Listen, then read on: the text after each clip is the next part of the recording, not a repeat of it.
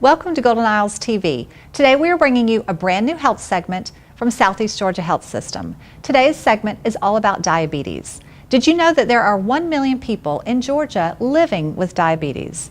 And that number is increasing. Please join me as we speak with certified diabetes educators Sue Ulrich and Christina Miller from Southeast Georgia Health System. Stay tuned, it's all coming up next right here on Golden Isles TV. Hi, welcome back to Golden Isles TV. I'm your host, Avery Brooks, and I'm here with Sue Ulrich and Christina Miller from Southeast Georgia Health System. Thank you so much for being here today. Thank you. And we're talking about diabetes. The numbers for diabetes are really on the rise. Tell me about that, and why is that the case?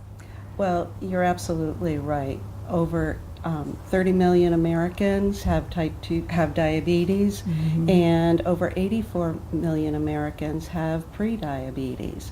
And in the state of Georgia, over 50% of the people, of adults, have diabetes or prediabetes. So it is very extensive. And the reason is mostly it's a lifestyle disease. And in our country, we have supersized everything from as far as portion sizes are concerned, and we are less active than we used to be. And as a result, the obesity epidemic has increased, and along with that, diabetes has also increased. So Sue, you said it really has a lot to do with being inactive and the rate of obesity. That really plays a role. Is that the only reason, or are there other reasons that people might get diabetes? There actually are a number of risk factors for developing diabetes. Definitely being overweight and lack of physical activity are two of the risk factors, but also a family history of diabetes. Certain ethnic origins are at a higher risk, and age. As we get older, our chances of developing diabetes increase. Now those factors, the last three, we really can't do anything about, but being more active, eating healthy, balanced meals, we can do something about. Additionally, other risk factors are hypertension, unhealthy cholesterol levels, smoking, a history of gestational diabetes. So with diabetes, we want to focus on the risk factors that we can do something about. And that's where lifestyle plays such a big role in self-managing diabetes. Absolutely, yes. Christina, tell us about type 1 and type 2 diabetes, and what's the difference between the two? Well, typically type 1 diabetes starts earlier in life. We typically see it in early childhood, early adolescence, and with type 1 diabetes, something, environmental factors or an autoimmune disease has attacked the area of the pancreas that actually makes insulin. So those patients will need insulin injections for the rest of their life. Wow. Whereas type 2 diabetes is typically related to lifestyle. Obesity increases the risk of someone developing type 2 diabetes, as Sue mentioned. Lack of activity, genetics plays a role in all of this. However, with type 2 diabetes, it starts with insulin resistancy. And what that actually means is that the body doesn't use the insulin like it should. And over time, the pancreas secretes less insulin. So they may start out with lifestyle interventions as treatment.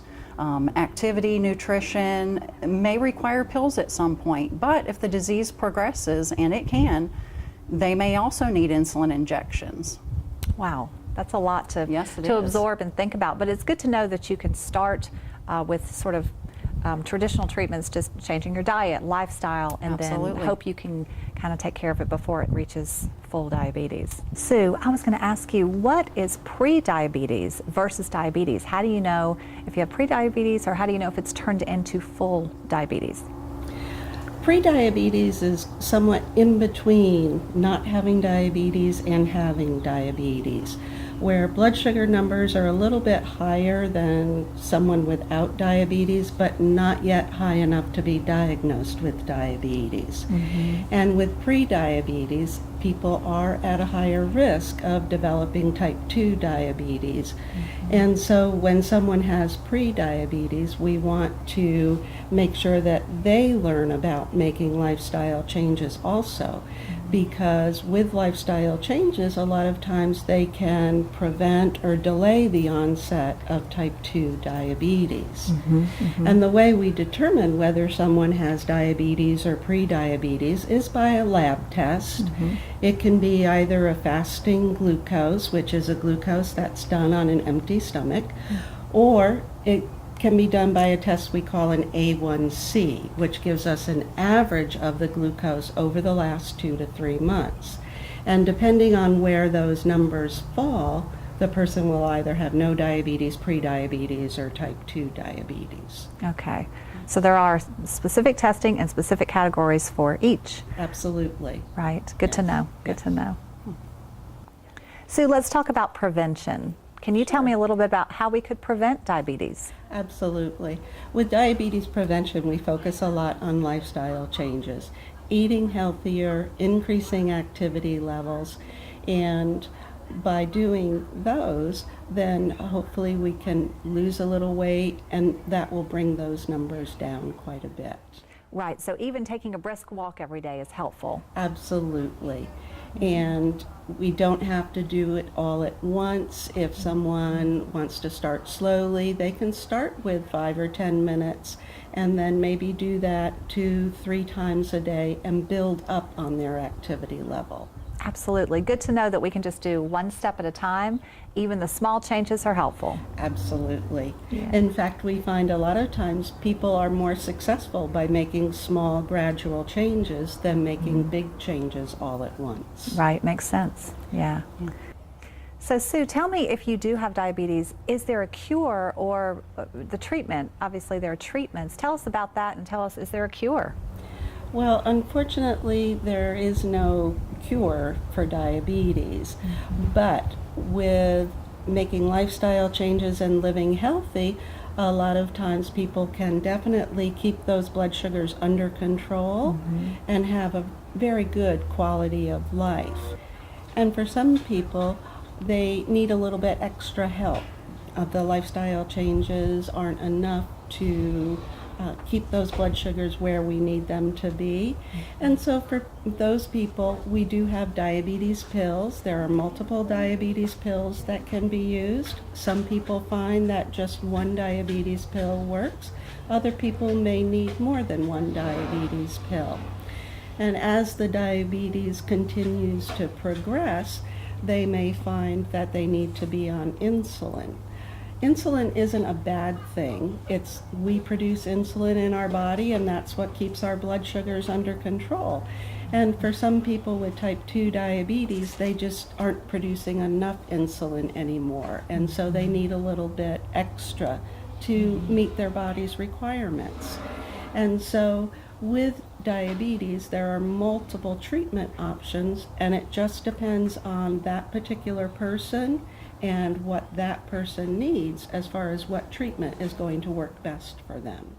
Absolutely. It's all individualized. Individualized per person. So some people may need the pill, some people may need a shot, some people can Need just a change their combination. lifestyle. That too, but they could use a combination of therapies combination, rather than taking injections for both meals and background insulin. They may be able to take some pills and maybe a once a day injection.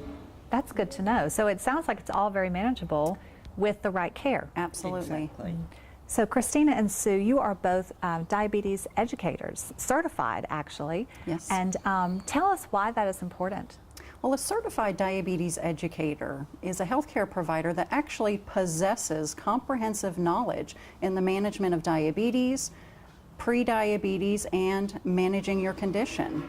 And it's important that they meet with a certified diabetes educator because we do offer education and support. We also help them work on lifestyle changes that meet their individual needs.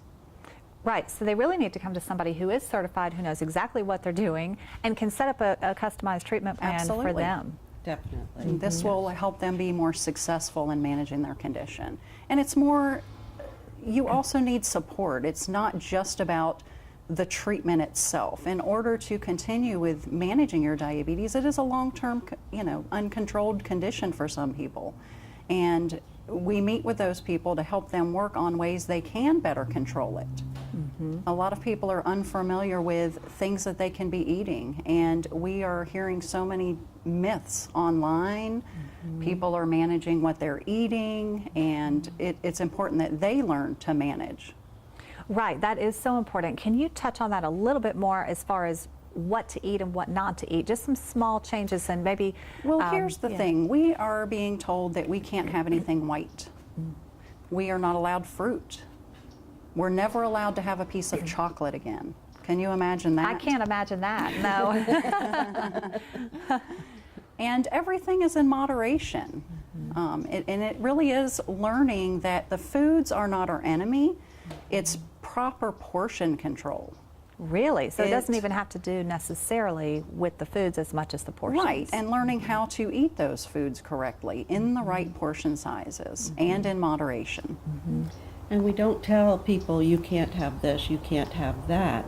We teach them how to fit that into their meal plan so that once in a while, yes, they can have that Absolutely. piece of chocolate if that's what they really desire. So a lot of it, as Christina said, is individualized, and we base what we're treating on what that particular person, we base what we're teaching on what that particular person needs. Christina, tell us about some of the warning signs for diabetes. Well, most people are walking around undiagnosed, and that's because the symptoms can be very vague. Some of your typical symptoms of diabetes may be increased thirst, increased urination, hunger, fatigue, and a lot of people just contribute these symptoms to maybe I'm working a little too hard, I'm not getting enough rest, maybe I'm not drinking enough. So the symptoms can be very vague. So it is important to recognize what the risk factors are for type 2 diabetes and ensure that you are getting those screenings. And the American Diabetes Association recommends that everyone over the age of 45 be screened for diabetes. And if it's negative, they should be checked every 3 years. Because there are so many people walking around with undiagnosed diabetes, and we want to find those people, help them make some changes so that they can have those blood sugars under control and help prevent the potential for long-term complications that can be associated with diabetes. Absolutely. Talk a little bit about the complications that could be associated. Okay. With diabetes, there can be an increased risk of blindness, kidney problems, amputations, nerve damage, and we know that those complications are related to high blood sugars. And so in order to help prevent those complications, we need to get those blood sugars under control as quickly as possible. And so we do want to identify the people who don't have diabetes so we can start working with them. But also people who do have diabetes. We want to help prevent those complications, and we can do that by getting those glucose or blood sugar numbers under control. Speaking of education and support, it is so important to have that support and to be educated about diabetes. Southeast Georgia has actually come up with a new program called Health Matters. Can you tell me a little bit about that? Absolutely. One of the things we did learn with our working with our patients is the ongoing request for additional support. And diabetes is not an easy disease to manage on a day-to-day basis, and that support is so helpful. And so we decided to start a program, Health Matters, which is going to provide additional education and support for people with diabetes, people with pre-diabetes, or people who just want to live a healthier lifestyle and need some help getting started with that. And so Health Matters is going to be a monthly program, and it is free for the community. And what we are going to do each month is have a little bit of an education session, but also focus on that so much needed support. And we are going to work on setting goals and how to make those lifestyle changes that they need to make. And so between the educators and the other people in the group, we anticipate that there will be that much needed support that is so requested by people who are trying to make changes and maybe struggling a little bit with it. Well, what we find too is that most people after a while do know what they need to be doing to manage their diabetes. What we find though is that they do get off task.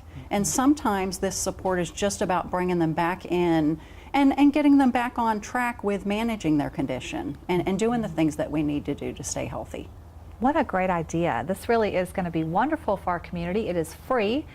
Sue, can you tell me exactly when the classes are? You said once a month. Yes, they will be, we are holding them at both the Brunswick campus and the Camden campus. Okay. And they will be starting in April. And on the Camden campus, they will be the first Thursday of every month. They go from 1:30 to 3 p.m. And in Brunswick, they are going to be held on the second Thursday of each month. Again, 1:30 to 3 o'clock. And the other thing that we do have at the hospital is the diabetes education classes. For people who are diagnosed with diabetes or pre-diabetes, they can come through a series of education classes, or if they need to meet with us individually, they can do that also. So we do have a lot of resources available for people with diabetes or pre-diabetes or people who want to live a healthier lifestyle.